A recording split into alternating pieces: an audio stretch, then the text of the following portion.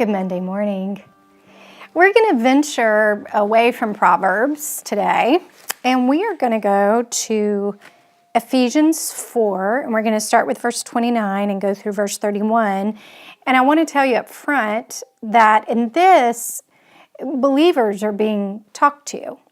So for those of you that are followers of Christ, this is a word to us, okay? So look at verse 29. It says, "Let no corrupting talk come out of your mouths, but only such as is good for building up, as fits the occasion, and that it may give grace to those who hear it." That word corrupt in the Greek means, the word corrupt, it means worthless, bad, or rotten. You know how toddlers will talk sometimes and they can just be nasty and you're like, "You're so rotten." Well, he's calling our words, I don't know about you, but I've had rotten words before. Like, as soon as it came out of my mouth, I could have said, "Child, that was rotten." But it's also worthless. You know, there are a lot of things that we say that are just worthless, that they never needed to be said, that they had no value, that they offered nothing good. And then it says, but only such as is good. And that word good means has benefit.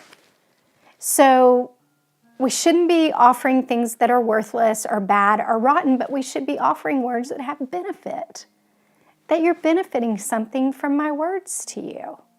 And that could be edification, words of encouragement. That could be, I know even sometimes, friends need your humor. Sometimes I need my friends' humor. I need to laugh. Laughter doeth good like a medicine.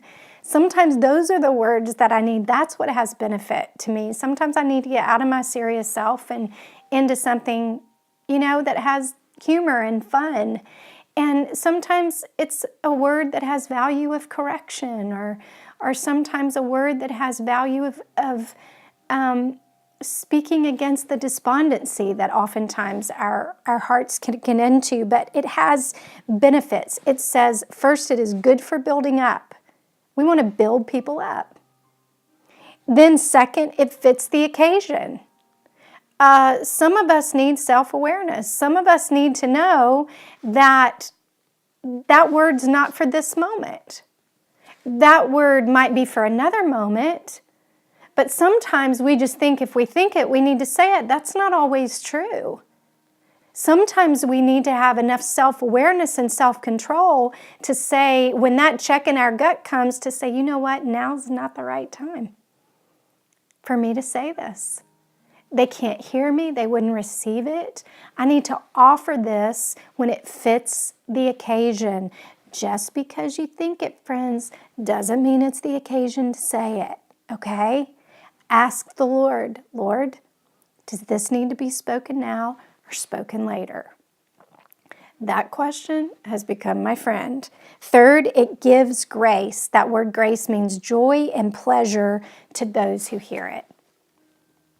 Doesn't it make you feel good when you've offered something to somebody and you see the joy and pleasure that it brings to them? And you're like, yeah, that was a good word.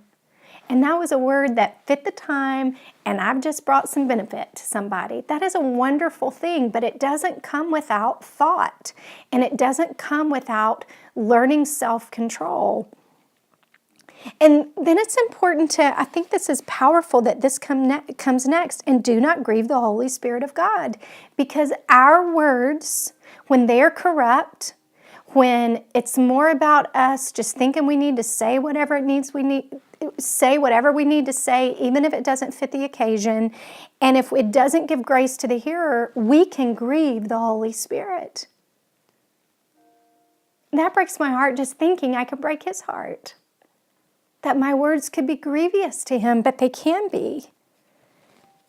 And when we grieve the Holy Spirit, it's not that the Holy Spirit moves away from us, but it can move our heart away from him. And it can inhibit intimacy and bring distance between us and him. And Colossians 3:8 says this. It says, Do not lie to one another, seeing that you have put off the old self with its practices, and you have put on the new self, which is being renewed in knowledge after the image of its creator. When you and I become Christ, our old self goes away and we've become a new person, and we are made in the image of Christ. So we have the choice. Remember, we talked about we get to choose who we want to be. I have the choice of if I want to respond out of my new self, which I know is made in the image of Christ, or if I want to respond out of my old self. I have the choice. And what I feed wins every time. What we feed wins every time. So, do you speak words that are worthless and corrupt and bad?